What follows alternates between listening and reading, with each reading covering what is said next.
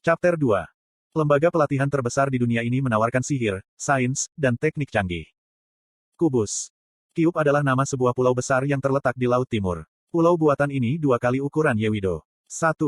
Di daerah yang sangat luas ini, hanya ada sekitar 5.000 taruna pahlawan, di mana 1.300 di antaranya adalah tahun pertama. Sementara 2.000 non-kombatan lulus 2 minggu lalu, para kadet elit dari seluruh dunia berkumpul di sini, menjadikannya lebih kompetitif dari sebelumnya. Di satu sisi, tempat itu terlalu keras dan suram untuk menjadi rumah bagi anak berusia 17 hingga 19 tahun. Dan mulai dari tahun kedua, pesulap yang memilih untuk menjadi pahlawan akan datang dari Universitas Sihir Nasional, jadi itu adalah 200-300 kadet lainnya.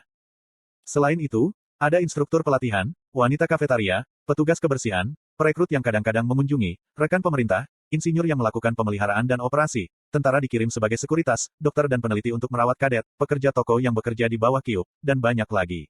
Dengan semua orang ini, sekitar 50.000 orang tinggal di Kyub. Secara alami, tempat ini adalah keriuhan yang sangat penting di mana perhatian para investor berkumpul. Mengingat bahwa latar novel saya diikuti dengan setia, Korea adalah kekuatan dunia yang menyaingi Amerika Serikat. Saya sepertinya ingat menyebutkan beberapa alasan untuk itu, tetapi alasan yang lebih jelas adalah bahwa saya orang Korea. Bagaimanapun, Chundong adalah anggota Kyub sehingga ia bisa dikatakan sebagai elit.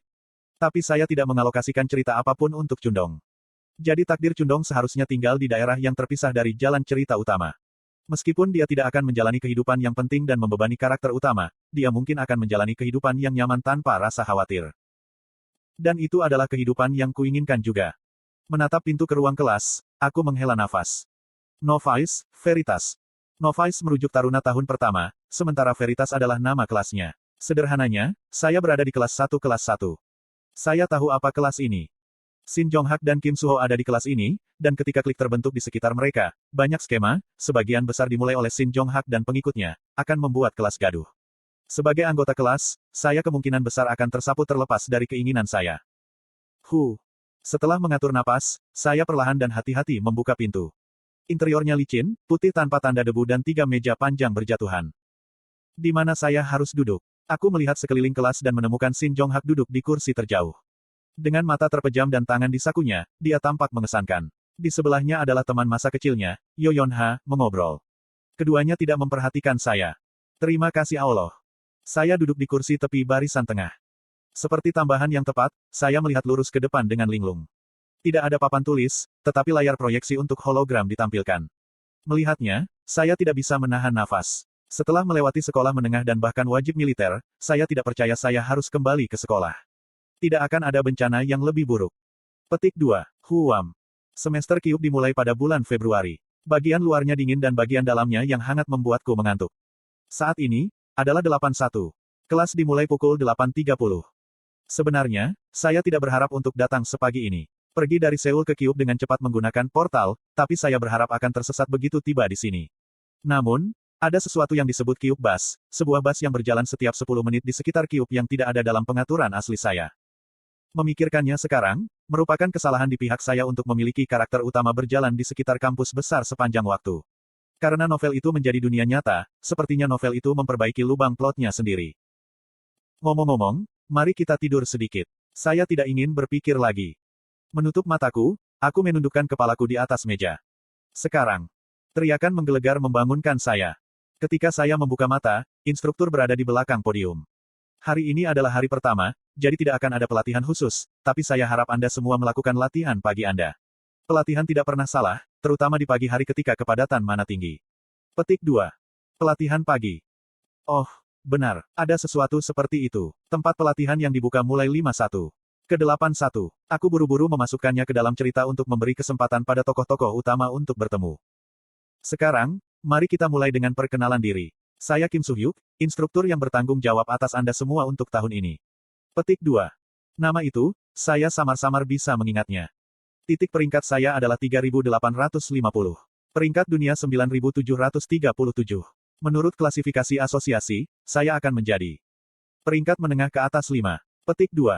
Mata siswa berbinar, itu bisa dimengerti. Ada sekitar 2 juta pahlawan di dunia. Peringkat 9.737 berarti dia sangat terampil. Saya pikir itu cukup untuk perkenalan saya. Kim Soo-hyuk tampaknya menyukai reaksi para siswa ketika sudut mulutnya meringkuk.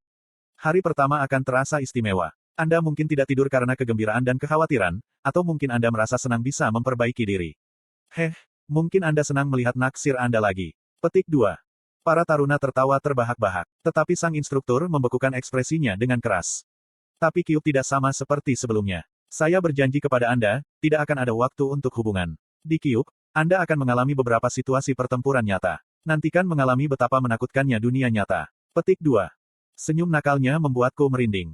Pelatihan tempur, saya harus mengambil bagian dalam itu juga. Selanjutnya, Kyuup objektif. Satu-satunya indikator kesuksesan Anda adalah nilai Anda. Kelompok hanya akan melihat nilai Anda. Dengan demikian, kami akan menilai Anda secara akurat dan ketat. Jika Anda berkinerja buruk, Anda akan ditahan. Secara statistik, kurang dari setengah dari lulusan taruna Kyuup tanpa mengulang satu semester. Bahkan saat itu, Anda hanya dapat ditahan hingga 2 tahun. Lebih dari itu, Anda akan dikeluarkan. Jika Anda tidak bisa menjadi pahlawan, Anda akan menjadi agen atau tentara bayaran. Saya menganggap itu bukan yang Anda inginkan. Petik 2. Setelah memberikan siswa ketakutan, instruktur berhenti dan memindai wajah siswa. Aku sudah bisa melihat beberapa wajah yang aku kenal. Itu sama bagi saya. Kim Soo-ho, Shin Jong-hak, Yo Yeon-ha, Chae Na-yoon, Rahel, Yi Yong-han. 6 ini adalah karakter penting yang bisa saya lihat sekilas. Shin Jong-hak duduk bersama Yo Yeon-ha. Karena Kim Soo-ho dan Chae Na-yoon melihat satu sama lain sebagai saingan, mereka menjauh. Putri Rahel duduk sendirian, dan Yi Yong-han duduk di belakang Kim Soo-ho. Saya ulangi, di Kyuup, Anda perlu mengkonfirmasi hal-hal yang telah Anda pelajari sampai sekarang dan mengasah keterampilan Anda untuk digunakan dalam pertempuran.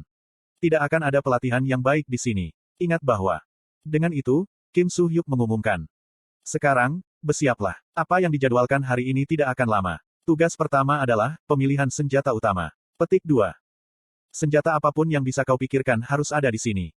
Senjata utama persis seperti apa itu? Pahlawan peringkat tinggi menyebut senjata mereka, senjata berharga, sementara senjata di atas kelas unik diberi gelar persenjataan. Tapi saya tidak tahu apa senjata utama saya. Saya tidak tahu apa-apa tentang masa lalu Chundong. Berdiri di depan senjata yang kamu inginkan.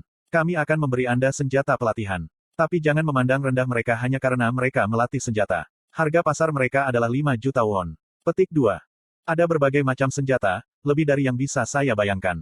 Pedang, tombak, pedang, belati, rapier, tombak, pedang besar, swayhander, busur, senjata, cambuk, sarung tangan, del. 100 siswa kelas Veritas berdiri di depan senjata yang mereka inginkan. Pilih dengan hati-hati. Setelah Anda memilih senjata utama, Anda tidak akan bisa mengubahnya setidaknya selama 6 bulan. Petik 2. Pedang dan tombak jelas merupakan pilihan paling populer. Kim Soo-ho dan Shin Jong-hak masing-masing berdiri di depan pedang dan tombak. 70 dari 100 memilih pedang, tombak, atau pedang, yang disebut Tritunggal Maha Kudus senjata. Di sisi lain, Yo Yeon-ha memilih cambuk, Chae Na-yoon memilih busur, dan Rahel memilih rapier. Namun, saya hanya berdiri dengan linglung. Kim Chundong, mengapa kamu diam saja? Kim Soo-hyuk bertanya. Aku menatap kosong pada satu senjata yang tidak dilirik siapapun.